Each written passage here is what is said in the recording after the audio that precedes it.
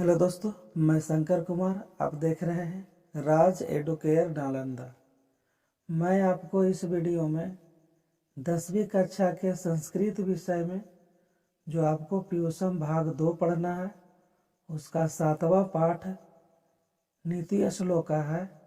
मैं उसके सभी श्लोकों को हिंदी अनुवाद करके बताऊंगा। अगर यह वीडियो आपको अच्छा लगे तो कृपया लाइक कर दीजिएगा, मेरे चैनल को सब्सक्राइब कर दीजिएगा, साथ साथ में बेल आइकन को भी प्रेस कर दीजिएगा, ताकि मैं जब भी इस तरह के वीडियो अपलोड करूंगा तो उसका नोटिफिकेशन आपको सबसे पहले प्राप्त हो जाएगा। तो चलिए, अब सबसे पहले मैं इसके पाठ परिचय का हिंदी अनुवाद करके बताऊंगा। इसके बाद सभी श्लोकों का हिंदी अर्थ बिल्कुल सरल भाषा में मैं आपको बताऊंगा। तो आपसे आग्रह है कि कृपया मेरे वीडियो को फुल वॉच कीजिएगा और कहीं भी स्क्रिप्ट बंद कीजिएगा। अगर यह वीडियो अच्छा लगेगा तो कृपया लाइक कर दीजिएगा। चलिए, मैं स्टार्ट करता हूँ। सबसे पहले विषय वस्तु का हिंदी रूपांतरण करूँगा। इसे आप गौर से देखिएगा और समझिएगा। लिखा हुआ है, अयम पाठ सुप्रसिद्धस्य ग्रंथस्य महाभारतस्य उद्योग पर्वणः अंश विशेषे रूपाया विदुर नीते संकलिता। इसका हिंदी अर्थ हुआ कि यह पाठ सुप्रसिद्ध ग्रंथ महाभारत के उद्योग पर्व के अंश विशेष रूप में विदुर नीति से संकलित है। यह पाठ जो है आपको महाभारत के उद्योग पर्व के अंश विशेष जो होता है, अंश विशेष रूप में विदुर नीति से संकलित है। ठीक है, अब देखते हैं आगे। उसके बाद लिखा हुआ है, युद्धम आसन प्राप्त धृतराष्ट्रो मंत्री प्रवरम विदुर स्वचित्तस्य शांते कांचित प्रश्नान नीति विषयकान पृच्छति। इसका हिंदी अर्थ हुआ, युद्ध निकट पाकर धृतराष्ट्र ने मंत्री श्रेष्ठ विदुर को अपने चित्त की शांति के लिए कुछ प्रश्न पूछते हैं। और क्या है, आगे देखते हैं।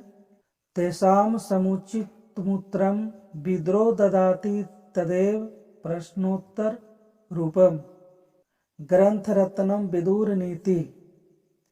इसका अर्थ हुआ कि पूछे गए प्रश्नों का उत्तर विदुर देते हैं और वही प्रश्नोत्तर रूप ग्रंथ रत्न के रूप में विदुर नीति है। विदुर जिन प्रश्नों का उत्तर देते हैं वही प्रश्नोत्तर जो रूप है विदुर नीति के नाम से जाना जाता है। अब देखते हैं आगे क्या है। आगे लिखा हुआ है, इयम अपि भगवत गीते महाभारतस्यांगमपि स्वतंत्र ग्रंथ रूपा वर्तते। इसका हिंदी अर्थ होता है कि यह भी भगवत गीता की तरह महाभारत का अंग स्वतंत्र ग्रंथ के रूप में है। कौन है? तो नीति श्लोका। उसी तरह नीति श्लोका भी महाभारत का ही एक स्वतंत्र अंग है। अब देखते हैं नीति श्लोका का पहला श्लोक। लिखा हुआ है, यस्य कृतं न विघ्नन्ति शीतम उष्णम भयम रति समृद्धिरस्मृद्ध्वा स वै पंडित उच्यते। इसका हिंदी अर्थ होता है कि जिसके कर्म को सर्दी, गर्मी, भय, भावुकता, संपन्नता अथवा विपन्नता बाधा नहीं डालता है, उसे ही पंडित कहा गया है। जान लीजिए कि पंडित उसे ही कहा जाता है कि जिसको ना तो सर्दी, गर्मी, भय, भावुकता, संपन्नता अथवा विपन्नता कोई भी उनके कर्म को बाधा नहीं डालता है, और इन बाधाओं से जो विचलित नहीं होते हैं उसे ही पंडित कहा जाता है।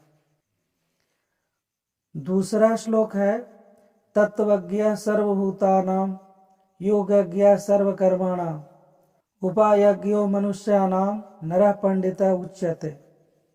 इसका हिंदी अर्थ होता है, सभी जीवों के आत्मा के रहस्य को जानने वाले, सभी कर्म के योग को जानने वाले और मनुष्यों में उपाय को जानने वाले व्यक्ति को ही पंडित कहा जाता है।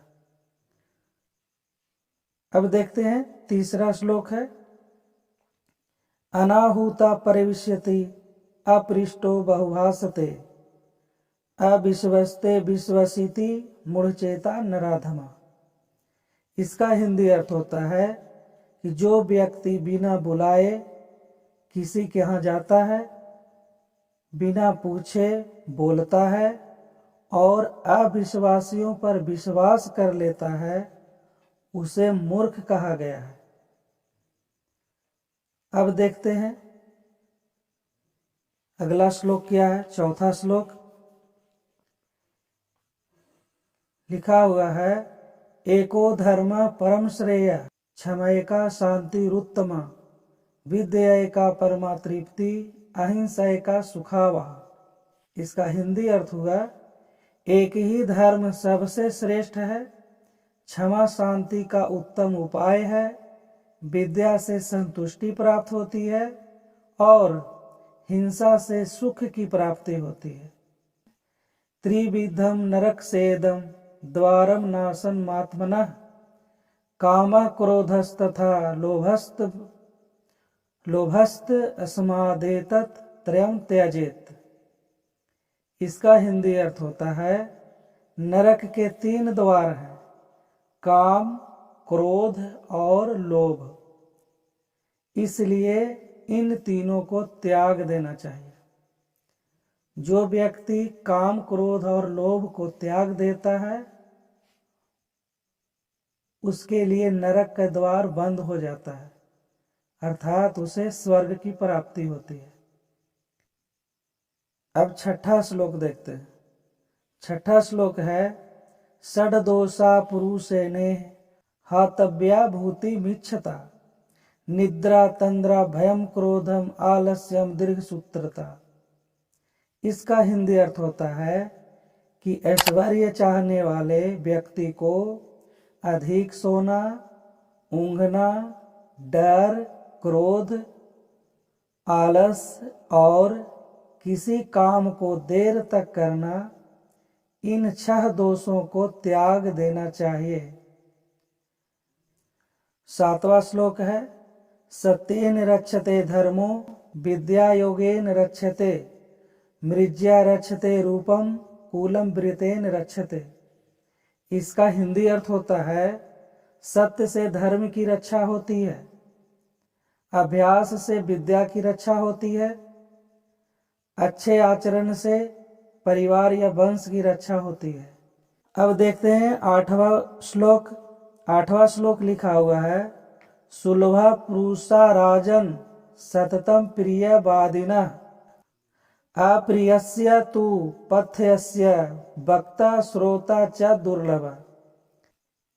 इसका हिंदी अर्थ होता है कि हे राजन, सदैव प्रिय बोलने वाले और सुनने वाले पुरुष आसानी से मिल जाते हैं, परंतु अप्रिय ही सही और उचित बोलने वाले आसानी से नहीं मिलते हैं।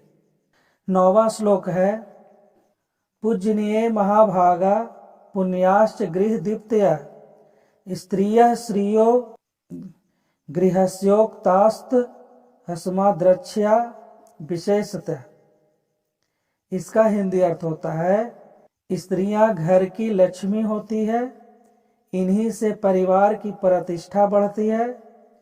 यह महापुरुषों को जन्म देने वाली होती है, इसलिए स्त्रियां विशेष रूप से रक्षा करने योग्य होती है। अब देखते हैं अंतिम और 10वां श्लोक। अंतिम और 10वां श्लोक है, अकीर्ति विनयो हंति हन्ते नर्थ पराक्रम हंति नित्यम क्षमा क्रोधम चारो हन्ते लक्षणम। इसका हिंदी अर्थ हो जाता है, विनम्रता बदनामी को दूर करती है, पौरुष या पराक्रम अनर्थ को दूर करता है, क्षमा क्रोध को दूर करता है और अच्छा आचरण बुरी आदतों को दूर करता है। अगर यह वीडियो आपको अच्छा लगा होगा तो कृपया लाइक कर दीजिएगा और मेरे चैनल को भी सब्सक्राइब कर दीजिएगा। साथ साथ में बेल आइकन को भी प्रेस कर दीजिएगा ताकि मैं जब भी वीडियो अपलोड करूं तो उसका नोटिफिकेशन आपको सबसे पहले प्राप्त हो जाए। वीडियो में बने रहने के लिए आपका धन्यवाद।